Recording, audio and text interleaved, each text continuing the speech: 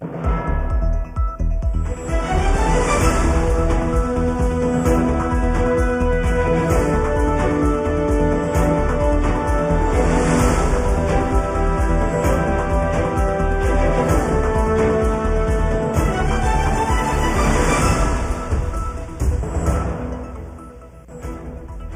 syndicat des pompiers de Montmagny accepte l'entente de principe à 91%. Les manufacturiers de Montmagny-Lillet appelés à se tourner vers le numérique. 35e anniversaire pour les producteurs acéricoles du Québec.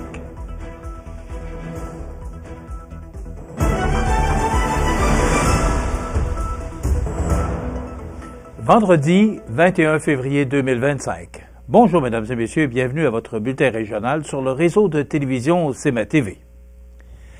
Les membres du syndicat des pompiers à temps partiel de Montmagny, affiliés à la CSN, réunis en Assemblée générale le mardi 21 janvier dernier, avaient décidé d'enclencher une première vague de moyenne pression après, selon le syndicat, la réception d'un rapport de négociation décevant. À cet effet, la cinquantaine de pompiers à temps partiel de la municipalité avait décidé d'utiliser, comme moyen de pression, de se rendre visibles, notamment en laissant tomber l'uniforme et en affichant des drapeaux syndicaux sur certains véhicules. À ce moment-là, Carl Rousseau, président du syndicat, avait expliqué que, après un an sans contrat de travail, les membres sont déçus et frustrés de l'état de la négociation. M. Rousseau ajoutait que les pompiers à temps partiel de Montmagny demeurent la catégorie d'employés la moins bien payée de la municipalité, mais la partie patronale ne semble pas vouloir remédier à la situation. Les gars se livrent corps et âme aux dépens de leur vie personnelle et professionnelle pour venir en aide à la communauté, mais ne se sentent pas respectés par l'employeur puisque celui-ci semble ignorer leurs enjeux salariaux, avait conclu le président Rousseau. Par ailleurs, le syndicat nous avait informé qu'une journée de négociation était prévue au calendrier le jeudi 23 janvier dernier. Après avoir reçu l'ordre du jour de la séance du conseil municipal prévue pour le lundi 17 février, le service de l'information de CMA TV a constaté qu'au point 16 de l'ordre du jour de la séance du conseil était inscrit une demande d'autorisation de résolution pour le renouvellement de la convention collective des pompiers à temps partiel de la ville de Montmagny, convention couvrant la période de 2024 à 2028.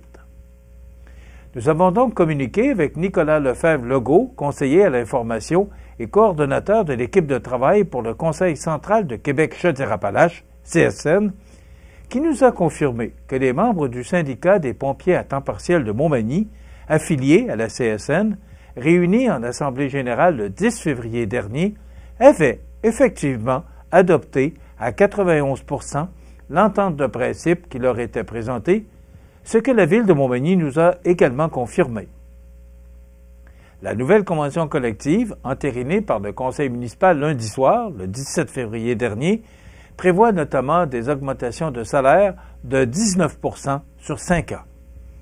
Rappelons que le syndicat des pompiers de Montmagny CSN représente la cinquantaine de pompiers à temps partiel de la municipalité et est affilié à la Fédération des employés de services publics CSN qui regroupe 65 000 membres répartis dans 425 syndicats dans les services publics et parapublics.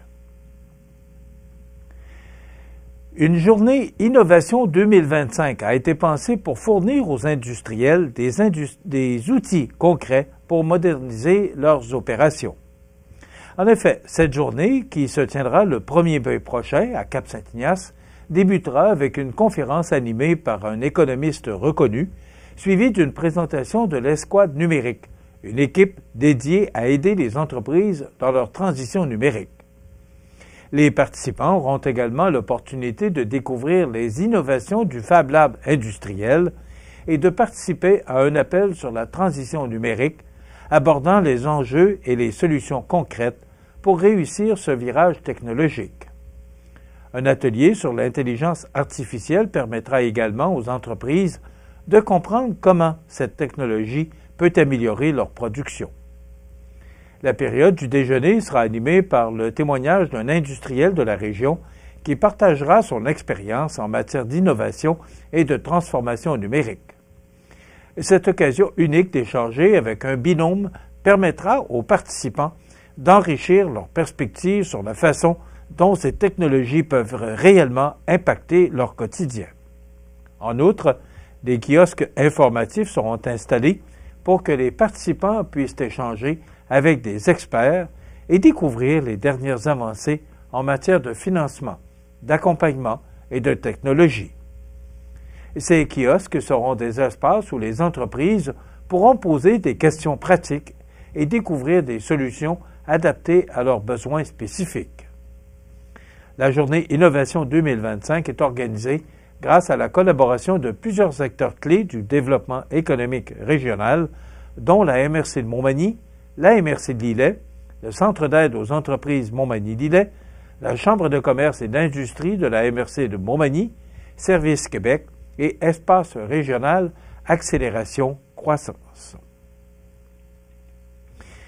35e anniversaire pour les producteurs et productrices acéricoles du Québec. On vous donne tous les détails après la pause. La Société d'agriculture du comté de Lillet vous invite à des ateliers de formation en mars prochain. Tous les agriculteurs de la région sont bienvenus, soit à la salle des Chevaliers de Colomb de Lillet ou sur Zoom. L'objectif est d'offrir aux agriculteurs un lieu de rassemblement, de formation et de consultation sur des pratiques agricoles innovantes pour solutionner un problème ou améliorer sa rentabilité. Pour information et inscription, visitez carrefouragricole.ca. CEMA TV agrandit son rayonnement de diffusion. En plus de regarder CEMA TV sur son site web et sur le câble de Cogeco, vous pouvez maintenant capter la programmation de CEMA TV sur le canal numérique 206 ou analogique 14 sur le câble de Saint-Pamphile. CEMA TV, partout pour vous. Vous regardez CEMA TV, le réseau de l'information sur la Côte-du-Sud. Hier, mercredi, les producteurs et productrices acéricoles du Québec ont officiellement lancé la saison acéricole 2025, un événement marquant le début de la production du sirop d'érable. L'occasion était d'autant plus spéciale qu'elle a donné le coup d'envoi aux célébrations du 35e anniversaire du Plan conjoint des producteurs acéricoles du Québec, un programme clé qui a transformé la filière acéricole. Cet anniversaire sera célébré tout au long de l'année, de février 2025 à février 2026.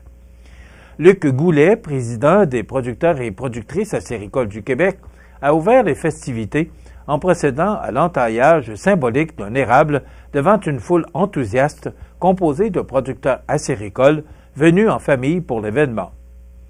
Ce geste symbolique marque l'engagement continu des producteurs dans la tradition et l'innovation de l'industrie. Le plan conjoint a été un catalyseur de transformation pour notre industrie, a déclaré M. Goulet. Grâce à lui, nous avons instauré le système de contingentement de la production, créé une agence de vente du sirop en vrac et mis en place la réserve stratégique mondiale qui garantit la stabilité du marché. Ces initiatives ont permis à la production de sirop d'érable de se développer de manière exponentielle, et ce, depuis l'adoption du plan conjoint par référendum en 1990. Les résultats sont frappants. Le Québec n'a jamais connu autant d'entreprises acéricoles dynamiques, ni une production et des revenus aussi élevés. L'acériculture, autrefois considérée comme une activité artisanale, est, aujourd'hui, l'une des principales industries agricoles du Québec. Elle contribue non seulement à l'économie régionale, mais elle joue un rôle également clé dans la préservation de l'environnement et dans la valorisation du patrimoine québécois. Cependant, malgré l'euphorie de l'événement, la filière acéricole fait face à des défis majeurs. En plus du dossier des forêts publiques qui demeurent en suspens et menacent de freiner le développement de l'industrie dans les décennies à venir, les producteurs doivent désormais faire face à une nouvelle incertitude. Les États-Unis envisagent d'imposer des droits de douane de 25 % sur les exportations québécoises de sirop d'érable. Cela représente une menace sérieuse pour le marché américain qui absorbe entre 60 et 65 % du sirop d'érable québécois. Le Centre de services scolaires de Kamouraska-Rivière-du-Loup a émis un communiqué jeudi matin nous informant de la sortie de route d'un autobus scolaire un peu avant 8 heures sur le rang des côtes à Kamouraska. Aucun occupant n'aurait été blessé, le véhicule comptant 13 élèves au moment de l'événement. Les enfants ont été pris en charge et transportés à l'école par des parents. Le centre de services scolaires précise offrir du soutien psychologique aux jeunes concernés. Et enfin, l'équipe d'Emma Québec n'a pas baissé les bras malgré la tempête qui a touché notre région jeudi dernier, le 13 février, et s'est quand même rendue à l'espace citoyen de Montmagny pour y tenir la collecte de sang. Ce sont plus de 93 donneurs qui ont manifesté leur générosité sur un objectif de 150. Parmi eux, 7 personnes ont effectué leur toute première inscription auprès d'Emma Québec, le temps de processus de 17 à 57 minutes, et les participants de la collecte étaient âgés entre 18 et 83 ans, dont 10 personnes âgées de 18 à 25 ans, 12 personnes y allaient pour une deuxième et troisième fois à vie, 46 personnes avaient effectué leurs dons antécédents à Montmagny et une personne a fait un retour en collecte depuis 2021. Enfin, un des donneurs a effectué son 139e don, quand même. Les Chevaliers de Colomb du Conseil 2634 de Montmagny et les bénévoles assidus ont, une fois de plus, démontré leur expérience en étroite collaboration avec l'équipe d'Emma Québec. Vous avez des projets de construction ou de rénovation? Pensez Groupe Corriveau, entrepreneur électricien et plomberie. Un appel, 4 services, 418 248 8992, Groupe Corriveau à Montmagny ou groupecorriveau.com. La solution pour du travail bien fait. Les sports, présentés par Groupe Corriveau, entrepreneur électricien et plomberie. Un appel, 4 services, Groupe Corriveau à Montmagny, 418 248 8992, votre solution.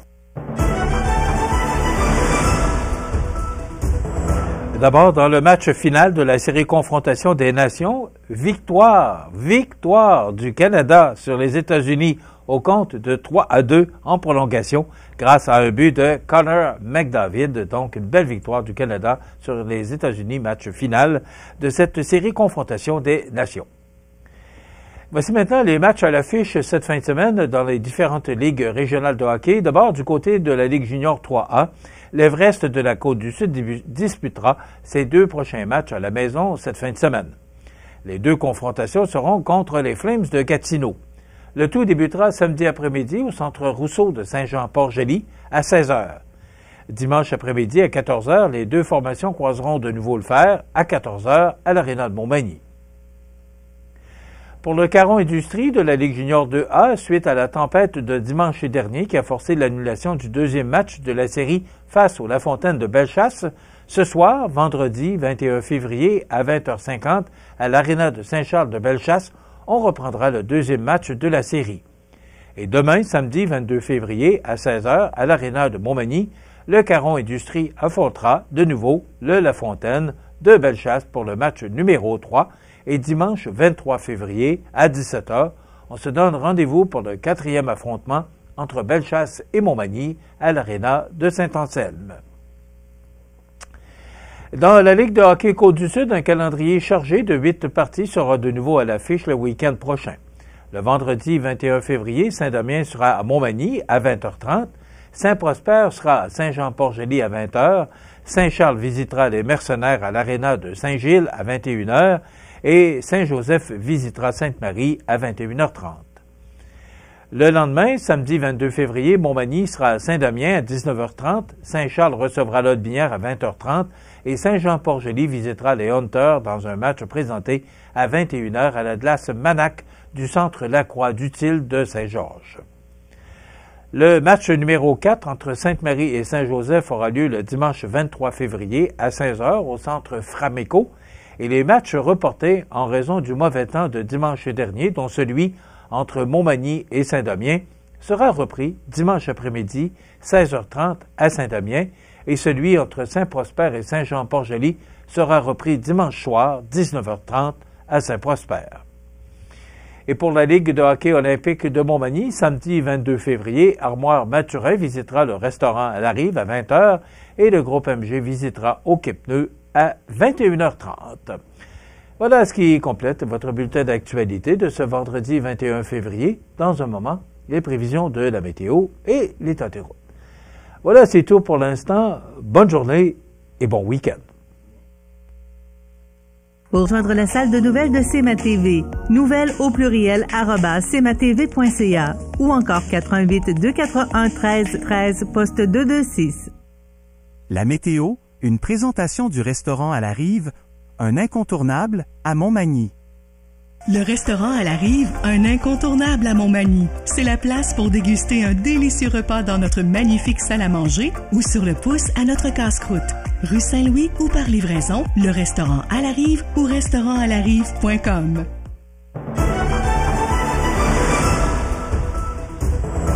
Alors hier, on a senti un adoucissement des températures, mais là, c'est du beau temps toute la fin de semaine, puis avec des températures douces et vraiment agréables, et même au-dessus des normales de saison. D'abord, si on regarde l'image satellite, là, il y a encore quelques nuages, mais ne vous en faites pas, rien de bien important.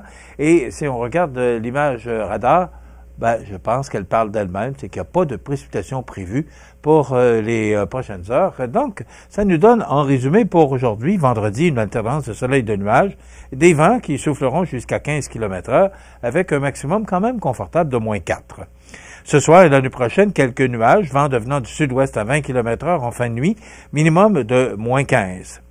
Demain samedi, c'est du temps généralement ensoleillé, des vents du sud-ouest de 30 km/h avec des rafales à 50, maximum de -4. Cependant, avec le vent, on pourrait ressentir -24 demain matin et -12 en après-midi. Pour dimanche, c'est le retour des nuages, mais rien de bien important, là, avec un maximum confortable de -2 degrés. Et pour lundi, neige intermittente avec un maximum de -3. Et pour mardi, c'est quand même loin de nous, mais on parle de temps nuageux avec 40% de probabilité d'averse et un maximum, tenez-vous bien là, c'est qu'on passe la barre du 0 avec un maximum de +2 degrés. Les normales de saison, c'est ainsi donné, sont de -4 le jour, -16 la nuit. Le soleil s'est levé à 6h37 et se couchera à 5h15 ce soir. Il fait actuellement -12 degrés à l'extérieur des studios de CMA-TV. Les vents soufflent faiblement de direction au sud à 12 km/h. L'humidité est à 84% et la pression barométrique est à 101,4 kPa. Donc, du temps doux. Ce sera quand même venteux, mais le refroidissement éolien est quand même pas très important, là. Une belle fin de semaine pour pratiquer des activités sportives à l'extérieur. Maintenant, pour le menu de cette émission du vendredi 21 février, dans un moment, on vous présente la chronique Parlons Santé avec Daniel Lachance, pharmacien, et on se rend à Mont-Louis pour découvrir une autre télé régionale qui fait partie du groupe dont fait partie également CMA-TV, toutes les stations communautaires. On n'est pas communautaire, mais on fait partie du groupe des stations, 20 stations communautaires du Québec. Alors voilà, c'est le menu. Bien sûr qu'on va parler d'actualité, il y a tellement de sujets à discuter avec vous. Alors c'est ce qu'on vous présente, il y aura les avis de décès en fin d'émission. C'est le menu de cette émission du 21 février. Je vous souhaite donc une excellente émission à notre antenne.